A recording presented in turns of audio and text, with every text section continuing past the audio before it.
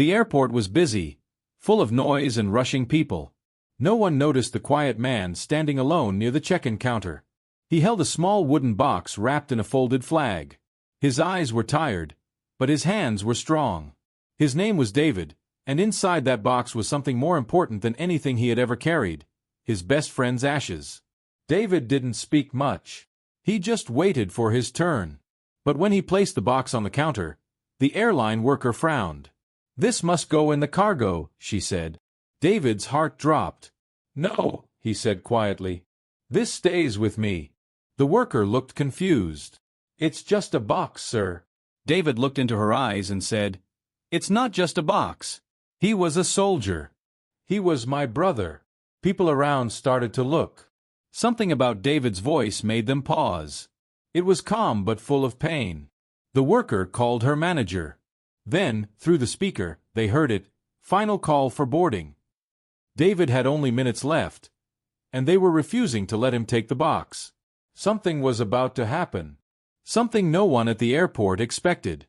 Years before that day at the airport, David and James were lying under a dark sky in a faraway land, their uniforms covered in dust and sweat. They were soldiers, brothers not by blood but by war. Bullets had stopped flying for a moment, and in that quiet, James spoke. "If something happens to me," James said, struggling to breathe, "take me home. Don't leave me behind." David laughed softly. "Don't say that. You're not going anywhere." But James didn't smile. He knew. His side was bleeding, and the medics were too far. He took David's hand and whispered, "Promise me." David nodded, eyes full of tears. "I promise." That night, James died in his arms. Years passed, but the memory stayed. David kept the promise like it was a part of his soul. He took the ashes, placed them in a wooden box, and began his journey to return James home. Now, at the airport, that promise was being challenged.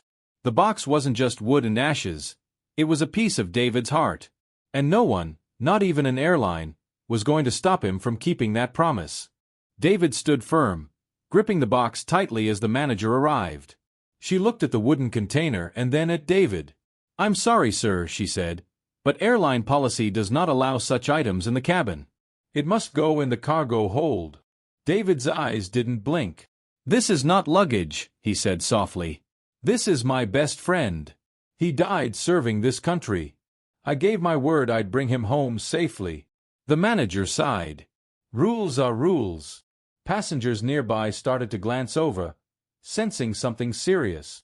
A quiet tension filled the air. David took a deep breath, trying to stay calm. "If you send this to cargo, I'm not boarding. I will not let him travel alone." The manager looked uncomfortable. "There's nothing I can do." David's hands trembled, not from fear, but from anger and heartbreak. All he wanted was to honor his friend.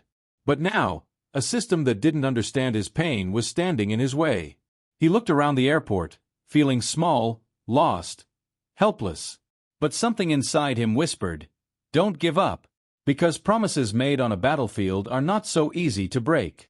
As the argument grew louder, more people began to watch. Some passengers looked annoyed, others curious. But one woman, standing a few feet away, had tears in her eyes. She stepped forward slowly and placed her hand on David's shoulder. "I'm sorry to interrupt," she said, looking at the airline manager, "but I know exactly what he's going through." The manager looked confused. "And who are you, ma'am?" The woman took a deep breath. "My husband was a soldier. He died 10 years ago. I brought his uniform back in a small bag, and I wasn't allowed to carry it either. That day broke me more than his funeral did." David looked at her, surprised. There was pain in her eyes, the kind only another military family could understand. She turned to the growing crowd. "This man is not carrying just a box. He's carrying a promise. A legacy. And shame on us if we don't help him keep it." Silence filled the area. The crowd began to nod, some whispering, some with watery eyes. The manager hesitated. But even with the crowd on his side, David was still not on the plane, and time was running out. David sat down on a nearby bench, defeated. The box rested on his lap, silent but heavy. He stared at it, his heart full of pain. Then, without thinking, he opened the lid, not to prove anything, just to feel closer to James one more time. Inside, wrapped beneath the folded flag, was something he hadn't noticed before. A letter. His hand shook as he picked it up. It was old, the paper yellowed, the ink slightly faded. On the envelope were 4 words. "For David, if I fall." David's breath caught. He opened it slowly, and as he read James' handwriting, his eyes filled with tears. James had written about their friendship, their laughter, their missions. And at the end, one line stood out. "If you're reading this, you kept your promise. Thank you for bringing me home. That's all I ever wanted." David stood up, letter in hand, and walked back to the counter. The crowd watched. He began to read the letter out loud. Each word echoed through the airport like a quiet cry from a lost brother. Even the manager couldn't look away. The box was no longer just a box. Now, everyone knew the truth. "You said 6. As David finished reading the letter, the entire terminal stood silent. Some wiped away tears.